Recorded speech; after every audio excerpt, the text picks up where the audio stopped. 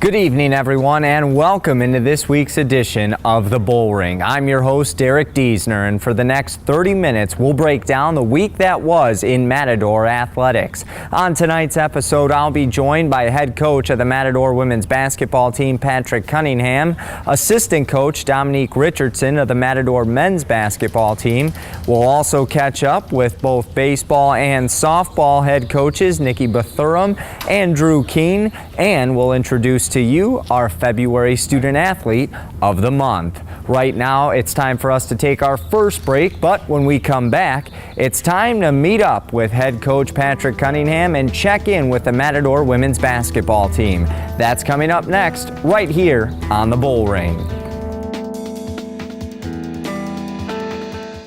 Welcome back, everyone, into the Bullring. Derek Diesner back with you, and it's now time to talk Matador women's basketball. And with that, we welcome in head coach of the Matador women's basketball team, Patrick Cunningham. Coach, thanks so much for joining me. Yeah, it's a great day. I'd love to be here. Last week, a busy week for your team. It started with Cochise on Wednesday, and we talked about it before that game. That was a must-win for your team, and they came out with a victory. Yeah, I mean, it was the chance to separate ourselves from Cochise and kind of start pushing them out of the playoff picture. I mean, they're still alive, obviously, but beating them at home and getting up 3 games on them was a big opportunity for us. And I thought our kids came out and played a very well balanced game, and they were focused and showed a lot of heart. So it was a good night for the kids. And how great of a victory was it, knowing that in both wins last week, you were without your leading scorer in Samantha Wallace and your other post player in Jamila McCarthy? Yeah, I mean, Samantha leads us in scoring and rebounding, and she'll probably be a first-team all-conference selection this year. And Jamila's putting up big numbers for us, so far. So yeah, I mean, basically your 2 primary inside players aren't playing, and it was time for us to juggle it around and mix it up and change the offense a little bit, and the kids responded very well. And so they rebounded collectively, and then we got scoring from other people, and that led to some good play. Speaking of scoring from other people, Stephanie Schmid really stepped up for your team, led them in scoring, and then in the first of the week, we saw Safulu Fa'avai second in scoring in that game against Cochise. How pleased were you with her performance? Yeah, I mean, she did a good job. Again, that the type of offense we're running without the post players is more guard oriented, so it gives those guys a little bit more freedom to attack and dribble, even though with the posts in there we want them to do the same things, but for some reason they just they had a little more confidence, and maybe because they just weren't looking for Samantha so much, and so they had good spacing. They did the things that we talked about, and I think really we were very focused on the defensive end, and I think that led to a lot of offensive opportunities for us just because we did play pretty strong defense. And on Saturday, your team hosts Phoenix College, a Division II team. You look at their record, it's under 500, but again, every game's important from here on out, and you get a victory against the Lady Bears. Yeah, I mean, with Eastern losing both times last week to Chandler and to Central, it was an opportunity for us to get even with them in the standings, and we didn't play very well in the first half. We kind of took a step backwards and hit the panic button just a little bit, and then we righted the ship in the second half, and then again we played a very good second half defensively, and then offense came around. We scored 40 points, but I mean what was fun about the Phoenix game was just the crowd got into it, and that second half, I think we fed off the crowd's energy, and that's good to see. Now this is the final week of home games for your team, as you'll host. On Wednesday, you'll be at home against South Mountain, then you move to Saturday, and it'll be sophomore night when Mesa comes to town. First off, how important is it, again, to feed off of the crowd energy in these home games this week? And 2, do you know what the status is going to be for your 2 bigs in Jamila McCarthy and Samantha Wallace? Well, I mean, we should be able to get Samantha back. I mean, she just basically had an ear infection, and she was only supposed to be out for a few days, and so we anticipate having her. Jamila's got to get in a little bit more shape, with the respiratory problem that she had. We got to make sure she can get up and down the floor and breathe. But we should have them both by Saturday, one or both both of them Wednesday, and it'll be interesting to see how we make that adjustment to get kind of used to playing with those guys once again. South Mountain's a team that we beat very soundly up at their place, and and they're not having a great year, but they have good players, and they've been playing people close, so we got to be careful about them. They're still fighting for a playoff spot, and then Mace obviously at the top of the league there with Central, although they just lost to Pima, and we got a chance to catch them and finish second in the league if we happen to win out. So we got opportunities in front of us. We just got to focus and play hard. And you've been here at AWC for a while, but how emotional is sophomore night for you, and what's it going to be like on Saturday? That'll be interesting. I mean, we play till halftime, and then we, as soon as halftime buzzer goes off, we get out there and honor the three that we have this year, and you just it's a time to be thankful, and but we still have to focus. I mean, for us, it's not the last game. We're hoping to continue to play and then move on, but so it's you go through it every year, and it's a chance for me to thank them for what they've done for us over the 2 years that they've been here, and we appreciate the efforts that they've put in for us. All right, well, Coach, thanks so much for your time. Good luck this week, and we'll catch up with you here on the Bullring next week. Sounds great. Probably gonna be 90 degrees next week. Yes, it will. All right, that was head coach Patrick Cunningham from the Matador women's basketball team. It's time for us to take a break here on the Bullring, but when we come back, it's time to check in with the Matador men's basketball team. That's coming up next, right here on the Bullring. Welcome into the house, everyone, and back into the Bullring. Derek Diesner back with you, and right now it's time to catch up with Matador men's basketball. And with that, we welcome in assistant coach of the Matador men's basketball team, Dominique Richardson. Coach, thanks so much for joining me. Anytime. Second time on here. I feel proud. Oh, you should. Well, let's talk about your games last week. First, you had Coach East come in here for a midweek game, and they gave you a real nice battle. Yeah, we kind of wanted to make that interesting. The last 3 minutes of the game, up 11 with some crazy turnovers, but kids kept their composure.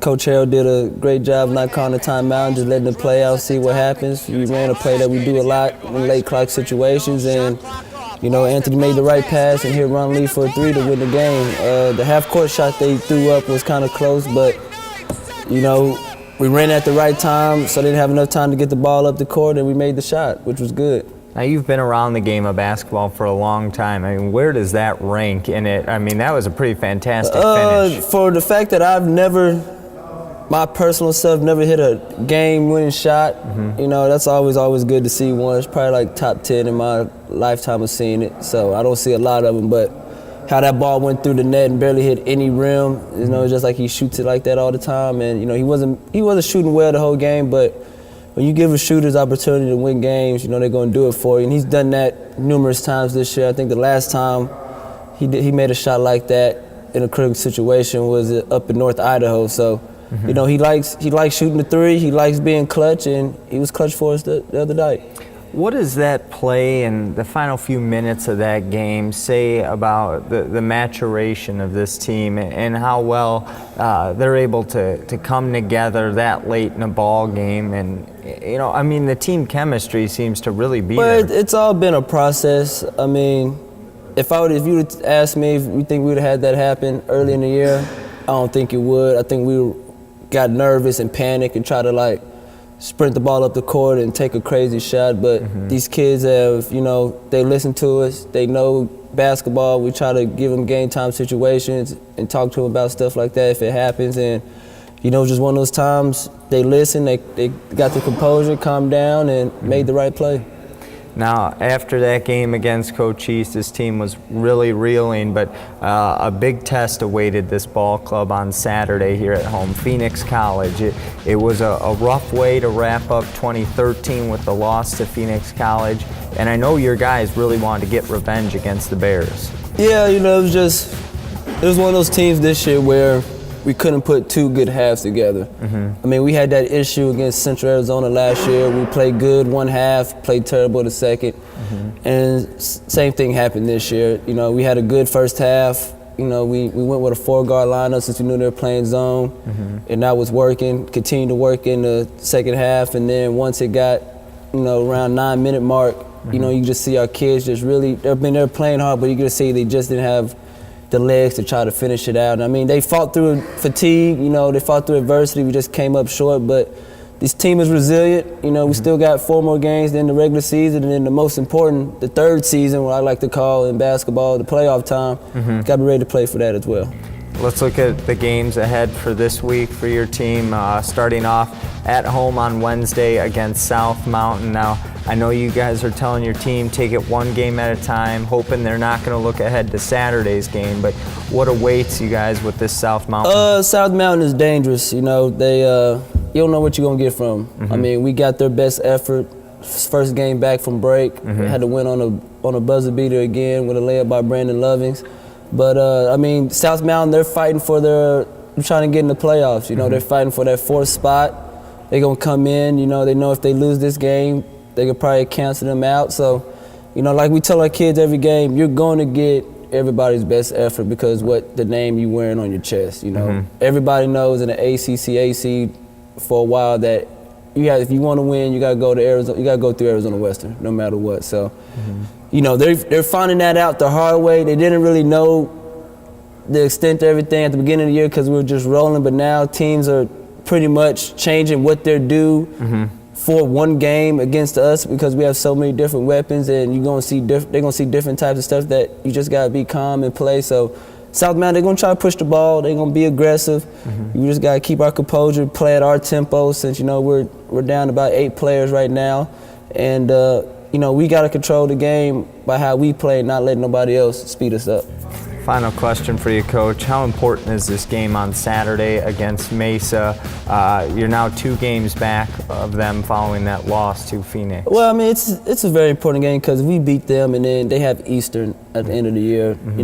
Hopefully, if Eastern can get a win out of that, we'll be tied, and we'll have the tiebreak, have the 1st seed. But, hopefully, they know we're 2 games behind. They're not dumb kids, but it's sophomore night. Right. We have 4 sophomores on the team. This is a special night for them. Their last regular season home game for Anthony and Ivan, who's had 2 great years here. Right. It's really going to be, emotional, and they're going to be ready to play that game. But, really it's just setting the tone of, you got to come through us, no matter if we got to go to your place or you got to come down here to Yuma, that, we're going to be here and we're going to be in contention for the region. So if we can win that game, that sets the tone. And then, we got Pima, Tohoto Odom, that right after that, they're playing for their playoff lives as well. We're going to get their best effort. So these next 2 weeks are going to be real important to see how focused our kids are. All right. Well, Coach, good luck this week, and thanks so much for your time. Thank you. All right. It's time for us to take a break here on the Bullring, but when we come back, it's time to head outside and check in with the baseball and softball teams. That's coming up next, right here on the Bullring. Welcome back, everyone, into the Bullring. Derek Diesner back with you, and right now it's time to talk Lady Matador Softball. And with that, we welcome in the head coach, Nikki Bethram. Nikki, thanks so much for joining me. Last week, you guys come home for the first time. You open up conference play by inviting the Gateway Geckos to town. You get a couple of victories. What did you think of Game 1 performance when you won 11-7? Well, I think we hit the ball well again, and that's always nice to do. But I think we still need to clean up our defense a little bit, as I've been evidenced by the 7 runs. So I think we had a bad first couple innings too, which didn't help, and then they kind of came back in the 7th inning, which I'm not sure we expected. So it's just things we need to work on, and it's nice they happen early in the season when we still get a win. So we still know things we have to work on, but at the same time we got the win out of it, and hopefully we can fix things for the future and maybe get those maybe 11-0 instead of 11-7 type things. Well, in Game 2, a quick turnaround for your team, but they seem to really respond well, only giving up 1 run to Gateway. You had to be pleased with the pitching performance. Yes, Ashley did throw a very, very good game too, and I mean she hit her spots well, and Bailey caught her first game behind the plate too as well this season, and she's our shortstop otherwise, and she did really well behind the plate, and I think those two work well together, and you can definitely see that from the only the 1 run second game. Out of those 2 games against Gateway, what player or players really caught your eye? Well, Robin had another 2 home runs, so that's always nice to see. She's still hitting the ball real hard, but I mean, really, the whole lineup's really hitting. Haley Hyatt, who's down in the 9th spot, was 3 for 4 the first game against Gateway and beat out a couple bunts. I remember their shortstop coming over saying, "I just told you guys they were going to bunt, that she was going to bunt again," and then they responded, "Of course, I knew that, but she's still too fast." So that's always kind of fun to see the people on the other team doing stuff like that. So. Yeah. But everyone, 1 through 9 in the lineup had some point in time that they hit the ball well, hit the ball hard, or did their job, and so. Now, after that game against Gateway, no games this past weekend, so you'll have a total of a week off until you host your next home game this Tuesday against Chandler Gilbert. What has it been like in this week? How's practice been, and what has this team all been up to? We haven't done too much because we played Gateway on Thursday, so we'll work on what we needed to work on from Thursday's games today at practice, and get a little more hitting in to keep the bats as hot as they are. That'd be nice, and then we can just cut down 1 or 2 errors, 1 or 2 extra runs at a time. Pitching staff maybe 1 or 2 walks down each game, and we can just keep getting better each game. That's what we're looking to do. So a couple more conference games this week. As we said, Chandler Gilbert and Scottsdale. Do you know much about either ball club? I know we owe Scottsdale some losses because last year we didn't exactly have good games against them. So we do owe Scottsdale some losses from last year. So hopefully the sophomores remember and get a little more pumped up for this game than they normally would. How nice is it knowing that you start this conference season at home? You've already had 1 conference game, got a couple more this week, a couple more next week. It's nice. In fact, I think I looked ahead the whole month of February. We're at home, and they're all conference opponents. So it's actually nice to get those conference games under your belt when the girls can still be a little bit nervous getting out there. And with the home field jitters, I think that probably could have played a little bit into the rough first inning on Thursday as well. Because as usual, we had the backstop and the down the field lines, and even the outfield was totally full during the game. And I know you can say that, hey, you're going to have a lot of fans, and it's one thing to hear it, but it's another thing to actually see that crowd when you're a player on the field, and you're like, wow, now everybody's watching me. So I think once we get that out of the way, I think we'll kind of smooth things out a bit too. Looking at the weather forecast for the remainder of the week, it looks like we're in for some nice weather here in Yuma. And might even be a little too warm this weekend when you guys play at home against Scottsdale. Well, the nice thing about that is we're used to it being too warm down here. The Phoenix area schools are used to it being a little bit cold and overcast, and even I think they got a little bit of rain this last weekend. So hopefully that gives us an advantage of having been in the heat a little bit more than some of the teams that are going to be coming down. So. All right. Well, Nikki, thank you so much for your time. Good luck this week, and we'll catch up with you next week. All right. Sounds good. Thank you. All right. It's time for us to take another break here on the Bullring, but when we come back, we'll check in with the Matador baseball team. That's up next, right here on the Bullring. Welcome back into the Bullring, everyone. Derek Diesner here with you, and right now, it's time to talk Matador baseball. And with that, we welcome in the manager of the Matador baseball team, Drew King. Skip, thanks so much for joining me today. Busy week for you last week. Opened up on Tuesday against Scottsdale. It was a non-conference tilt. What did you see out of the Fighting Artichokes in those 2 games? A lot of pitching. They threw a lot of guys at us. Offensively, they didn't do a whole lot other than swing the bat. They didn't try to manufacture a whole lot of runs.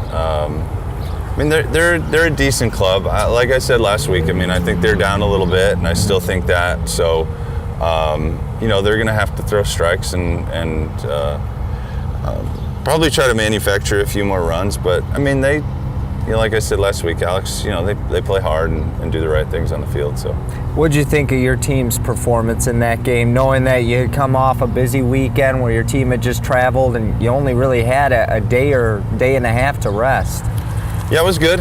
We played well. I think we were able to swing the bat a little bit, and we got good pitching, and we had a chance to throw a lot of guys, get a lot of guys some work in a situation where instead of throwing a bullpen midweek, they were able to get out there and throw in a game, so that was good. I thought we performed well, and the results for Tuesday showed that. Later in the week, your team traveled north up to St. George, Utah to take on Eastern Utah. You take 3 of 4 against Eastern Utah. If you could take us through first day 1 against Eastern Utah. Well, we started 2 freshmen on the mound. We started Jeremy Angela, and Tanner McInich, and both those guys gave us, good outings to start. Angela went 5, I think, and then we brought in Jose behind them. So pitching wise, it was a little bit much. Jose came in and threw the ball pretty hard, so we were able to get a win in that game and keep him from crossing the plate. And then in the second game, we were able to get off to a good start on the mound, and then offensively we were able to do some things, and I think we put up 8, and they kind of came back a little bit, but again we were able to put some guys on the mound, and Omar came in that game and pitched well for us, and then T.O. came in and threw the last inning in 2/3, so I think we put like a 4 spot up in the 8th to kind of separate the game a little bit, so that was good. We needed some momentum going into those last couple innings, and we were able to put some runs on the board, and then T.O. came in and pitched really well at the end for us. On day 2, you fall in the first game of the doubleheader, but then rebound real quick and get a nice victory in game 2. How proud were you of your team that after getting shut out in that first game, they come back and respond with a nice victory? Yeah, I mean, it was good. We faced a pretty good guy on the mound the first game. Although offensively, I don't know if we were really in sync a whole lot. We had a chance in the 3rd. We couldn't get a bunt down. Got picked off at second base. Then we had a chance to put a run up in like the 6th, and we got doubled up on a line drive. So, it wasn't very. We only had 4 hits. So when you only have 4 hits and you don't have a lot of guys on base, like our offenses tend to, we get on guys on base and we can walk and get a hit by a pitch, and so we didn't do any of that because the guy was around the zone the whole time. And in terms of coming back the second game, I mean, we were able to get some things done on the offensive side that helped us, and on the pitching side, it was good enough. And so when you put a 6 spot up, and then we kind of gave a few back, and Bishop pitched well, and then we were able to follow up with a bunch of guys down the line who pitched pretty good at the end. So, it was good. In terms of execution, it was obviously again better than the first game. So, that was the difference. Looking at the week ahead for your team, you'll have your first home game, and I'm sure your team's pretty thrilled about that, to finally play in front of their home fans. A non-conference your lone non-conference game at home this season against San Diego City. Yeah. I mean, we played them in the fall. They're a good club, So Chris will bring those guys up, and they'll be ready to go, and they'll have some arms that'll be able to throw the baseball with some velocity, and it'll be a good challenge for us, and someone that we typically won't see over and over again in the conference. So we expect a good baseball game tomorrow. First conference game at home on Saturday, and that's against Pima. What do you know about the Aztecs this season? Well, they'll be able to throw the baseball. I know that, and I think offensively, typically offensively they're just okay. And I think based on what I've seen this year already, it's kind of the same. So they'll be able to play defense and pitch it, and I mean it's going to be a battle that we're looking forward to. I'm looking forward to the challenge of getting, the conference started. So that's sort of what we can expect is good pitching, and we'll have good pitching, and we'll see who can score 1 or 2 more runs than the other team. Sounds good. Drew, thanks so much for your time. Good luck this week. Thanks, Derek. All right, that was Drew Keene, the manager of the Matador baseball team. It's time for us to take a break, but we'll be back with more right here on the Bullring. Welcome back, everyone, into the Bullring. Derek Diesner back with you, and right now it is time to meet our February Student Athlete of the Month, and that is from the Matador men's basketball team, Ross Buchman. Ross, thanks so much for joining me today. It's good to be here. And congratulations on this award. Tell me what it means to you to be honored by all of your coaches as the student athlete representative for your basketball team. It means a lot to me. It's really important that people see me as an athlete and a student at the same time, because I came here for an education first and to play ball as a hope and a dream second. What is it like to be a student athlete at the collegiate level? How tough is it to balance both your coursework and your play on the court? Sometimes it gets hard. Most of the time I end up getting it done late hours of the night doing homework and early practices in the morning, but in the end it all comes together. What are some goals you have after you leave here from Arizona Western College? Do you plan on going to a 4-year university? Do you hope to continue basketball? And what's your major going to be? I hope to go to a 4-year degree, anywhere of my choice really. I haven't really decided yet. And then I'm leaning more towards a bachelor's in science or an engineering degree. All right. Well, Ross, thank you so much for your time. Congratulations on this award and good luck the rest of the way. Thank you. Appreciate it. All right, that was Ross Buchman from the Matador men's basketball team. Time for us to take another break, but we'll be back with more right here on the Bullring. Well, that'll wrap up this week's edition of the Bullring. Thanks so much for tuning in, and thank you to all of our coaches who joined us on the show this evening. A reminder that, again, it's going to be a busy week here at AWC, so come on out and support the teams. On Tuesday, both baseball and softball will be in action. On Wednesday, both basketball teams will be in action. And then Saturday, it's going to be a busy day with baseball and softball hosting doubleheaders starting at 12 noon. And then at 5:30, the Matador basketball teams take to the court in their final regular season home game, which will also be sophomore night. We hope to see you out at some of the games this week, and we thank you so much for tuning into this week's edition of the Bullring. I'm Derek Diesner saying so long. We'll see you next week, everyone, right here on the Bullring.